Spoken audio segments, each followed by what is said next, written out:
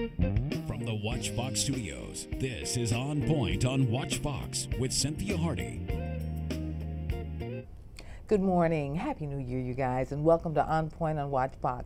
It is a pleasure to bring you this show each and every week, and we do hope that you'll take the opportunity to tune into the radio show On Point with Cynthia Hardy, heard every Sunday evening, 6 o'clock, 101.3 on the Big DM. Today on Point on Watch, celebrating the MLK Holiday. On Monday, January 16th, 2012, South Carolina joins the rest of the nation in celebrating the King Holiday. Today on Point on Watch, we're going to feature some of the ways you can participate in some of the many activities that are planned. I am joined by Brian McConkey, and Brian, we are delighted that you are back from Massachusetts. I am, after a little break. After a little bit I know of I break? brought some of the cold back with me, but You did. it'll go away. You did. It'll go away in time. Well, you missed the big celebration downtown for my understanding was very the New impressive, Year. It was very, very good, Yeah. very good. But you're back in time for I the am, MLK I am. Holiday. Yeah, and very important day. Very for all important of us. day. It's an important piece of our history in this country, particularly in the South, because this was the battleground. That's right. For a lot of the civil rights movement. Of course, all over the country it happened, but this was the hot spot for that. That's right. Such an important thing for, I think, a lot of our young people to know about. It's Sure. it's one of the things I remember most learning about in the early grades of school, Sure, remembering getting those lessons, and it made an impact. And I hope that's the same with the kids today. Well, I hope so too. And one of the things that we wanted to highlight was the University of South Carolina right here. Even before the federal holiday was acknowledged in the state of South Carolina, USC was commemorating and celebrating the MLK holiday, and that's why we've asked Dr. Karl Wells to be with us today. And Dr. Wells, thank you so very much.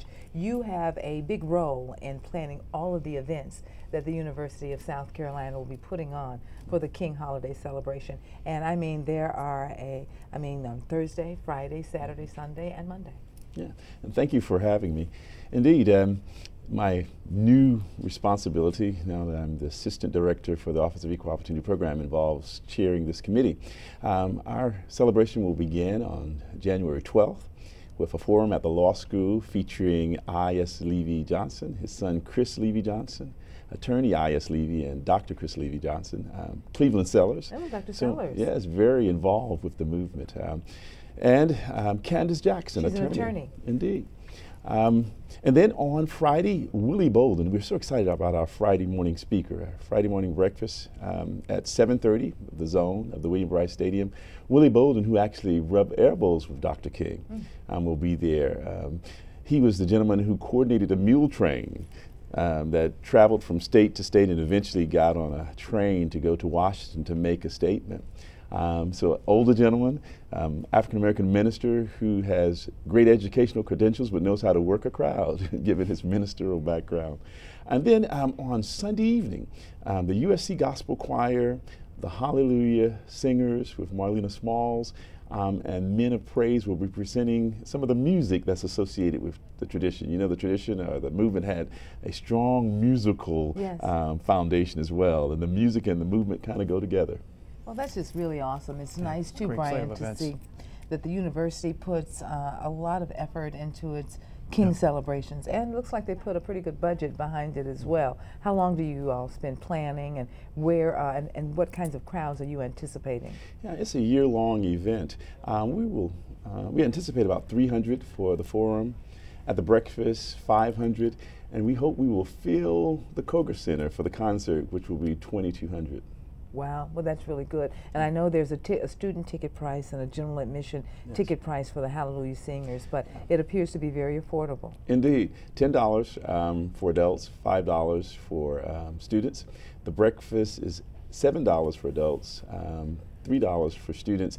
I forgot to mention on Monday, we send students across Columbia to participate in volunteer opportunities, since I don't want to leave that out. Right, you absolutely don't want to leave that out. When you get involved in these events, do you get the level of participation maybe you hope for from the younger people? Because I know a lot of older folks, the older generation, does get involved. Is it the same now with maybe the college age or even below that? And do they identify, as Brian was saying, with some of that old black and white footage that we were just seeing, and of Martin Luther King and all of the efforts that went into the basis of the entire movement itself?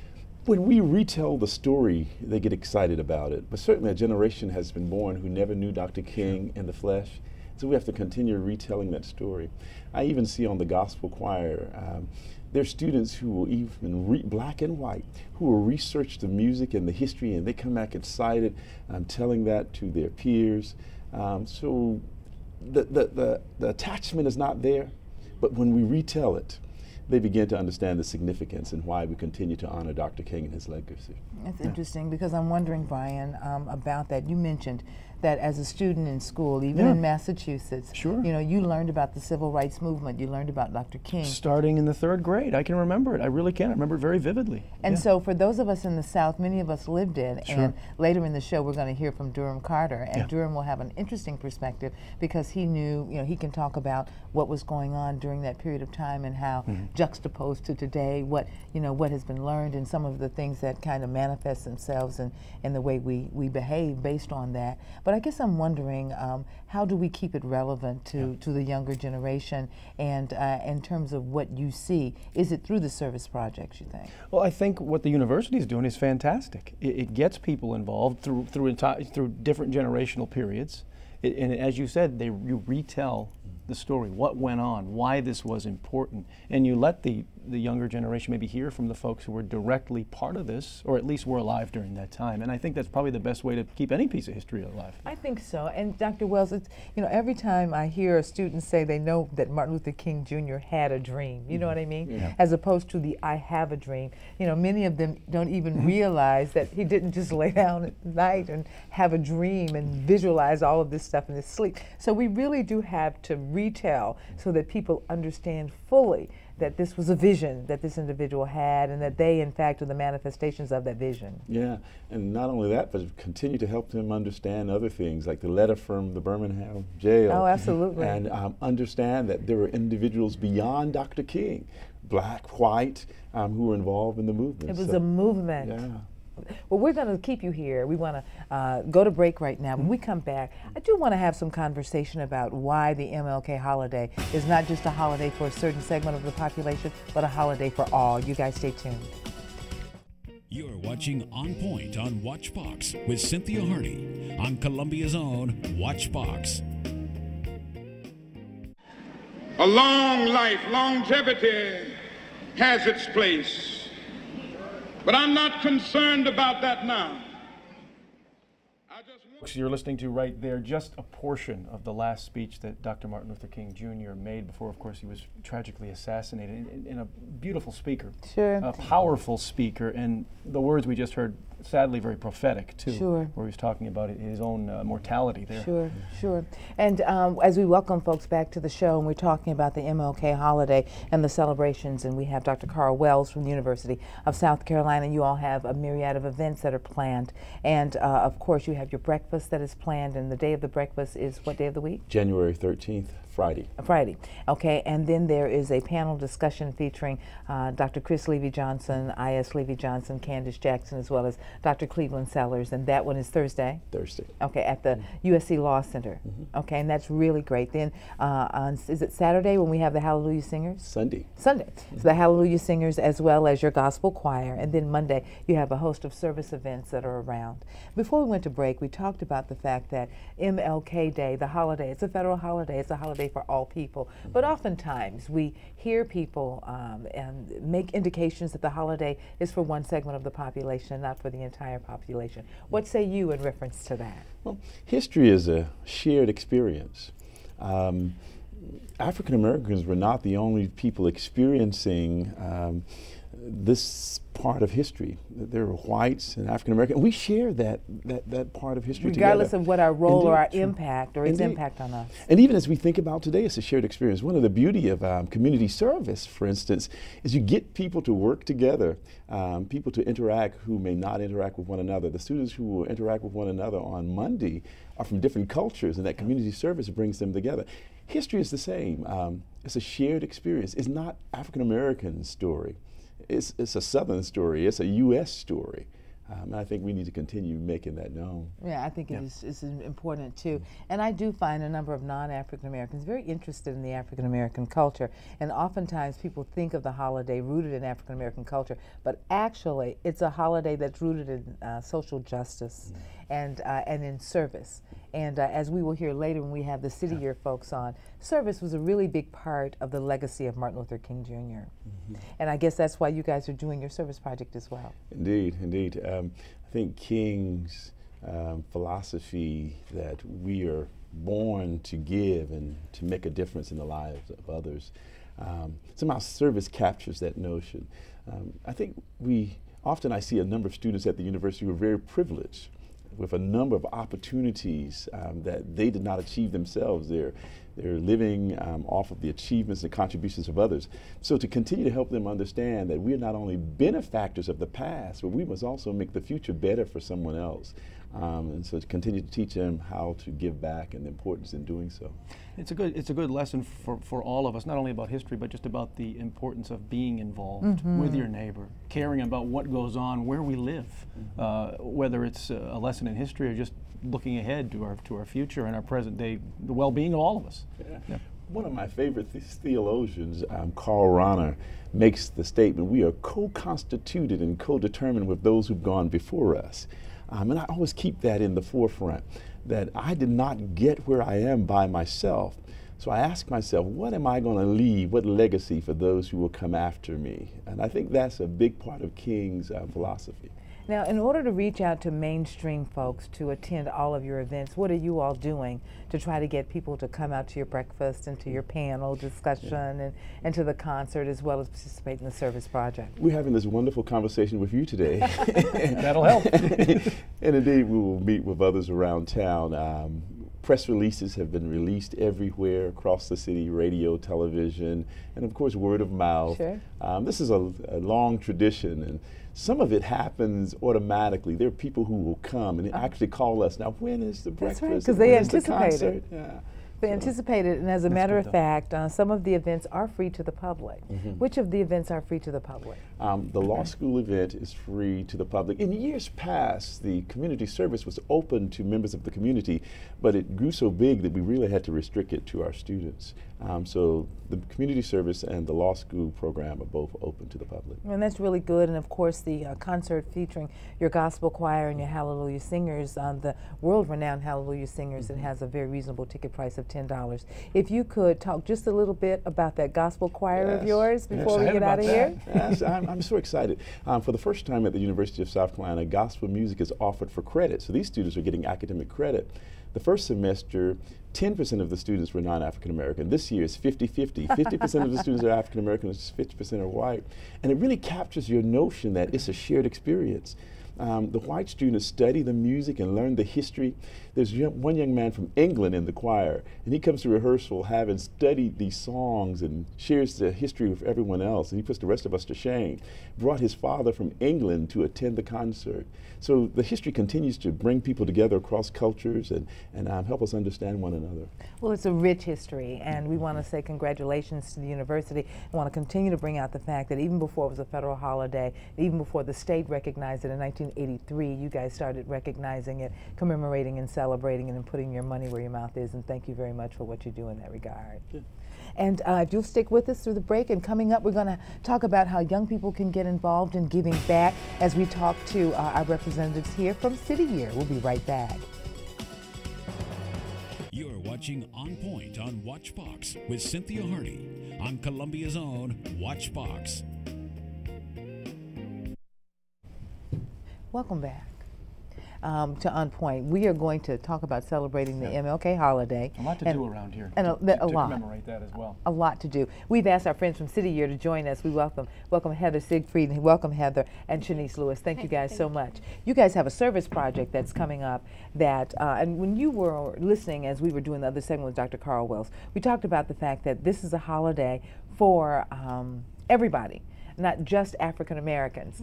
Do you find that you have to make that point to people, and how easy or hard is it to do that, Shanice? Honestly, I don't feel like we have to make that point to people. I feel like, especially my generation, is passionate about service and passionate about giving back. And I think that our society as a whole is growing towards being selfless and not selfish. So. Oh, okay, that sounds good. Heather, what about you? And is that a Columbia College ring I see? It is. Okay, good. Well, then, of course, you're down with the service thing. Go right ahead. I am. This is my 4th year with City Year, and so with my experience with all of our core members, our core members specifically and the students that we work with in the schools, we haven't really had to explain. I agree. It has been a shared thing where it's just known that on that day is a service day, and you're going to go out, you're going to find something to do, somehow to give back to the community around you.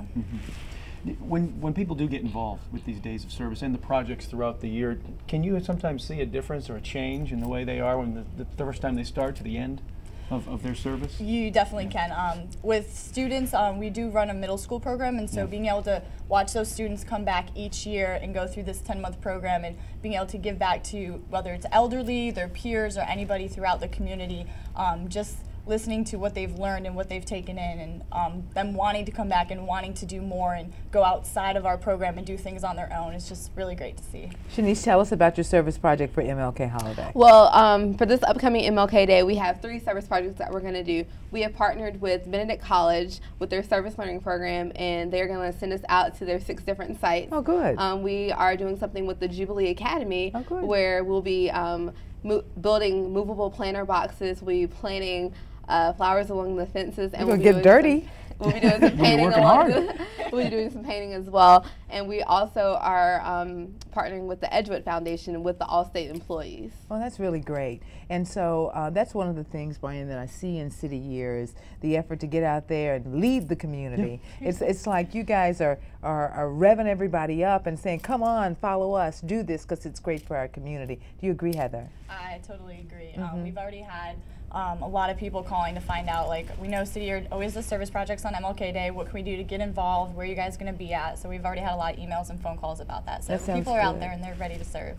Well, for a service organization to have a service holiday, you guys must really, really get into the MLK spirit of things. Yes, so will we see these red jackets all around town on MLK Day? I know you have your 3 events, but will you have all of your core members out as well? All of the core members will be present at MLK Day, and you will, of course, see the red jackets. Now, you do a lot with students during the year to try to combat high levels of dropout, the dropout rate. How's that going? I think that is going awesome so far. This is my 2nd year with City Year, and the 4 schools that we work in, C.A. Johnson, W.A. Perry, Hayward Gibbs, and Hyatt Park, are amazing service partners. The impact that the 22 core members are having is phenomenal. The students have welcomed each of us in, and it's fantastic. Are you all serious? Because, you know, middle school kids can be, you know, a little bit, true. You know. Honestly, that first day, they're a little bit kind of reserved, but they tell you and they come up and they show you that they're willing to accept you and that you are in their lives. You know, one thing's for sure about middle school kids, they'll tell you what's on their mind. Oh, I never had any trouble doing that. Yeah. They will tell you what's on their mind. And so do you think that some of them will be participating in some of the service efforts as well on that day? There are some, like I was saying before, our Young Heroes program, who's sponsored by All-State Foundation. We have a lot of those kids that will be coming out as well on that day and helping us volunteer at the different service projects. Okay. Now, is there any information that you want to make sure the general public has about those service projects? Do you need any additional help, or how's that working? Right now, we're still working on all that, but we will be at Jubilee Academy. We'll be at the Edgewood Foundation right near 2nd Nazareth Church. And then I'm sure Benedict could always use help. They're sending their students as well, some of our core members around the city. So because there's some people that are out there looking for ways to help, so I'm going to send them to y'all's website.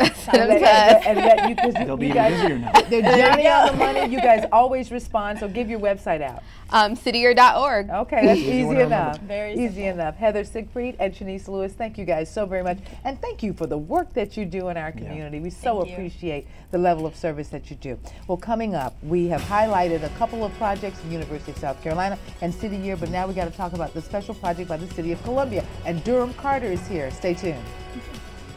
You're watching On Point on WatchBox with Cynthia Hardy on Columbia's own WatchBox. Welcome back to On Point on Watchbox. Brian McConkey and I have been talking to the folks from City Year and also from the University of South Carolina. Now we have our representatives from the City of Columbia. Ray Borders-Gray, thank you for joining us and thank you for bringing one of our favorite people, Mr. Durham Carter. Mr. Carter, thank you for being here today. Thank you. Now we have a City of Columbia event that's coming up as well, and we didn't want to get out of this program until we had the opportunity to tell people about the program. Now, is it Monday as well on the 16th? Tell us about that. The city's program is on Monday, but the city's Martin Luther King Day celebration is a partnership with the community. That's why Durham Carter is here. Okay. And this year, instead of one event, we do have a series of events, starting that Friday with the NAACP laying a wreath at the Stone of Hope at Martin Luther King Park. Then that Saturday, there's a Martin Luther King Day run that starts bright and early at 8 a.m. at Martin Luther King Park. And then on that Monday, there are two different events. One starts at 3:06 p.m. It is an Phi Alpha related program. They will lay a wreath at the historic monument where we designated Hardin Street in honor of Dr. Martin Luther King Jr. Boulevard. And Martin Luther King Jr. was an Alpha. Okay. And the Alphas, they were founded at this odd hour time, and so the program begins at 3:06. Okay. And immediately after that brief ceremony ends, then the Martin Luther King Day celebration at 4 p.m. at Martin Luther King Park. How important is that celebration, Mr. Carter? It's been in your neighborhood for a number of years. This is a very important occasion for me, the City of Columbia. I've always admired the late Dr. Martin Luther King.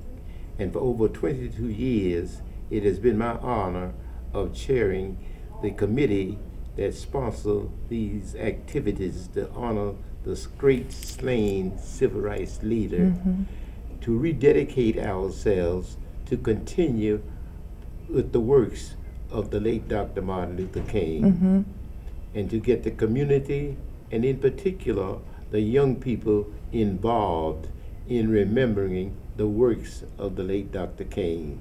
I'm glad you brought that up, Mr. Carter. Do you think the younger generation is connecting with that history as well as they should? Or do we need to do a better job of letting them know why this is important? I think we truly need to do a better job of getting our young people informed and knowledgeable of who Dr. King is and what he was all about. Dr. King was a man for justice. He just wasn't out there for attention. He had a dream, and we got to instill in our young people that it's up to us to continue that dream of Dr. Martin Luther King and pick up the baton and carry on the works of Dr. King for a better city of Columbia, a better state of South Carolina, and a better state nationally. Absolutely. Now, what time is that program at Martin Luther King Park? That program is going to be at 4 p.m. 4 p.m. Okay. Sharp. And we certainly don't want to miss an opportunity. Karl Wells was here to talk about the students at the University of South Carolina performing volunteer service. Some of that volunteer service is earmarked to take place at Martin Luther King Park as well as Maxie Gregg Park. So we do appreciate the work that those young people will spend working on the watershed and some other important projects that we have. How important is it to the City of Columbia that these MLK events be mainstreamed so that everybody understands that they really are for the entire population? It's extremely important. We're talking about we are one city. We are one. We have one mission. We have one message. We are one, and it is our differences that make us so strong, make us who we are as a community. And so it's so important that we celebrate this event together. Yes, it shows that yes, we've had our disagreements, yes, as a people, and yes, we will continue to have our disagreements as a people, but we certainly have more in common than we have different. Absolutely. Mr. And it's important for us to know as well that this is a day on, not a day off. What does that mean, Mr. Carter? That means a lot to me. That means to get involved. Not only attending the program, but to get involved doing things for the City of Columbia, the community, and the schools, the churches, all need to get involved. Absolutely. Because the more we get involved with togetherness, this is not a program for one particular people, it's a program for all people. Dr. King was not a civil rights leader for African Americans. He was a civil rights leader of all people. And that's going to have to be the last word. Most important. Absolutely. Thank you, Mr. Carter. And thank you so much, Ray Borders Gray. And thank you again, Brian. And you guys don't forget the NAACP is having King Day at the Dome, and they meet at Zion Baptist Church at 8 o'clock on Monday morning as well. That's it for this edition of On Point on Watchbox. Send your comments and suggestions to onpointwithcynthia.com or go to the Facebook page and leave your comments. Don't forget, we believe when you're informed, you're empowered. Once empowered, you are on point. Thanks for watching. We'll see you next week.